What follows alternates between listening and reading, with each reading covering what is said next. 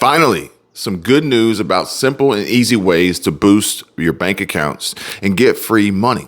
Money that is quite honestly owed to us. And I like getting that bag, and I bet that you guys do too. And there's no better way than the lazy way to make that happen. I mean, we've worked hard enough as it is already, right? I'm talking about serious paper, and we can all do it too.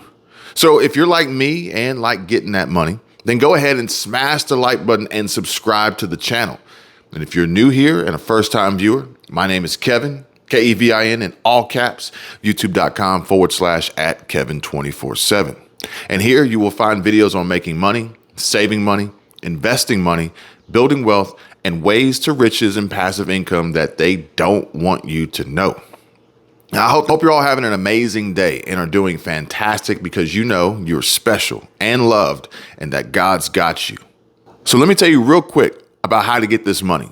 And stick around until the end because I want to tell you about the $1 billion reparations task force program in California that is setting the stage to make a lot of folks instant overnight millionaires real soon.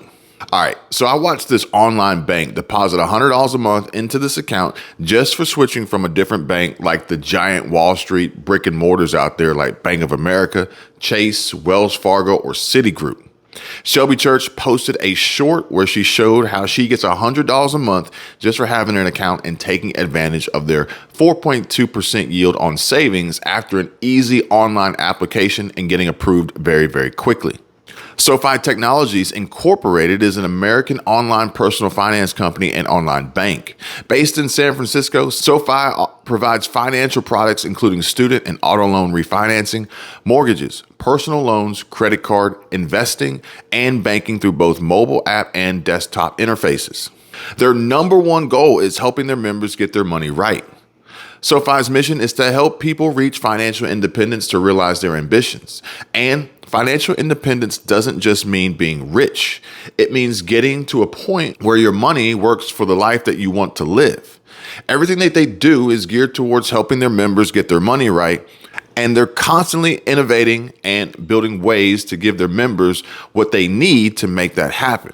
So SoFi Bank is a member FDIC and does not provide more than $250,000 of FDIC insurance per legal category of account ownership, as described in the FDIC's regulations. Any additional FDIC insurance is provided by a network of participating banks. The deposits may be insured up to $2 million through participation in the program. See full terms at SoFi.com/banking/FDIC/terms. And see a list of partner banks at SoFi.com/banking/FDIC/receiving banks. I will drop a link down below for anyone who wants to check it out. I'm opening a new account today because I just want to get that free money. Now, ABC News reported that California Reparations Task Force has voted to approve recommendations on one of the most significant reparations campaigns for African Americans in modern U.S. history.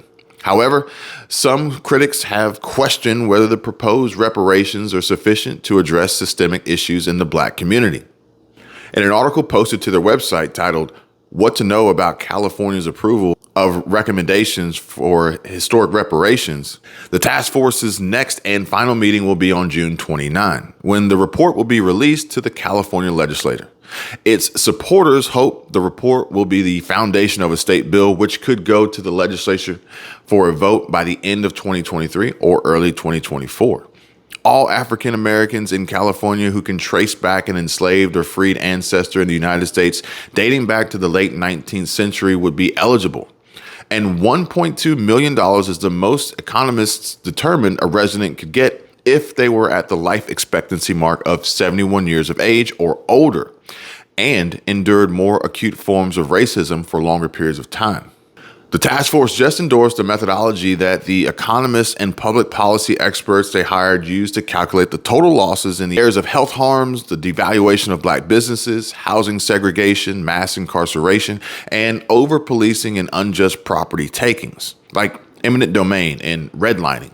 Yet, a contrasting headline and possible opinion from Fox News reads, "Newsom's California reparations panel is a disaster all Black Americans should reject, and that Black Americans need better opportunities, not Newsom's California reparations plan." And the first paragraph says, California's reparations task force was supposed to be a no-lose political stunt to burnish Governor Gavin Newsom's credentials as he angles towards higher office.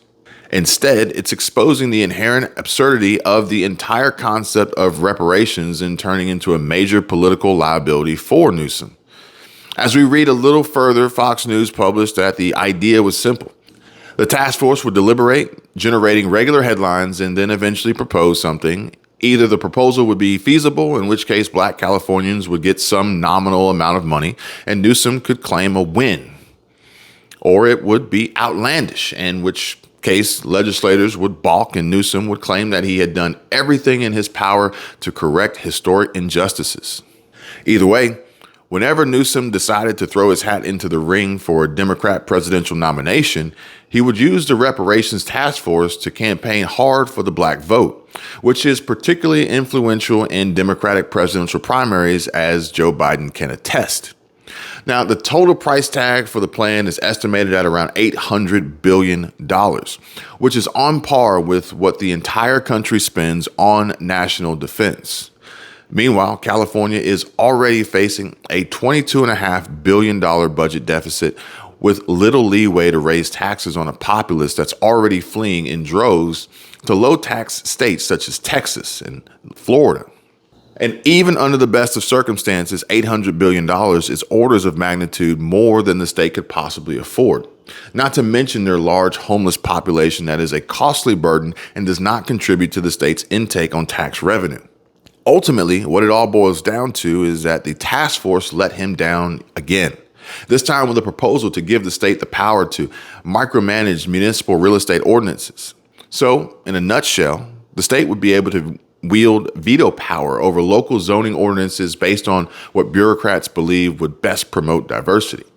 Fox News described it as a colossally bad idea that would create far more problems than it solves. Instead of letting local citizens and their elected officials make decisions that will directly impact their lives, it gives power over to unelected bureaucrats in Sacramento who would make those decisions based not on what might be best for the local residents, but on what they believe is necessary to correct historical injustices that are neither well-defined nor inherently quantifiable. Then Fox News poses a serious question that I've asked as well. How do you put a price on your grandfather having to live in a less desirable area because of redlining? How, some 40 or 50 years after the fact, can you quantify the economic impact of someone going to prison for a crime that they might not have been charged with had their skin been a different color? Now, Fox News wrote, Newsom's task force tried to do just that, and they came up with a figure that nobody in their right mind could take seriously. But even if it were possible to come up with the money, would reparations actually be a force for good?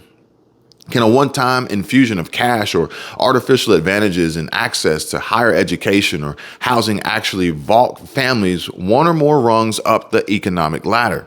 I mean, the wealth gap is already pretty damn wide as it is right now. Fox News says the truth is reparations are built on a fallacy, the mistaken belief that a household's economic standing is based solely on questions of finance. There's so much more to it than mere money, and simply splashing some cash around can't magically solve all the problems that arose over the course of generations. They admit that, yes, slavery was bad. Yes, systemic racism has held back generations of Black Americans from achieving their full potential. And yes, we should be looking for ways to offer economic empowerment to the Black community. But no, reparations are not the answer. They say that it wasn't money that was taken away from our fathers and grandfathers, but opportunity. Now, I did find it kind of interesting that they chose to use the word our when describing the enslaved Black family fathers, but maybe the author was Black. Well, as a matter of fact, he is. We look at that. Kenneth Blackwell. Now, oddly to me, his words sound like the opinion of the entire Fox News network. But I highly doubt that Suzanne Scott, the current CEO of Fox News, albeit a thick white snow bunny with a dump truck, born in the wealthy suburbs of Parsippany, New Jersey, honestly considers the network as we, or our, in relationship to Black people that were abused and taken advantage of by this country. But she does kind of look like the type to date a black guy, though. Just saying. Nonetheless, you can't rectify that injustice by giving their descendants money, which is all too easily squandered. What's really needed is opportunity to break the cycle of poverty, to accumulate savings and build wealth, and in general, to do all of the things that bring people closer to achieving their American dream. Fox News reports that Gavin Newsom's political experiment with reparations has blown up in his face. But that might turn out to be the best outcome for Black Americans, because it will force us all to take a step back and reassess what's really needed to right the wrongs of our history and build a society that is just and equitable for all Americans. But honestly, I'd like to know what you guys think. What are all your thoughts? Drop a comment down below and share your thoughts and opinions. I mean, wouldn't it be a whole lot easier to right the wrongs and build an equitable society with some financial backing, capital, resources, funding, credit, real estate? And I'm not sponsored by SoFi, but check out their website and online financial services and let me know how much free money you get from them. 4.2% is a great high yield and maybe one of the highest around from any bank right now. But remember, making money is an action. Keeping money is a behavior. I hope you're all having a great day, and I look forward to seeing you all real soon. I'm rich, yeah!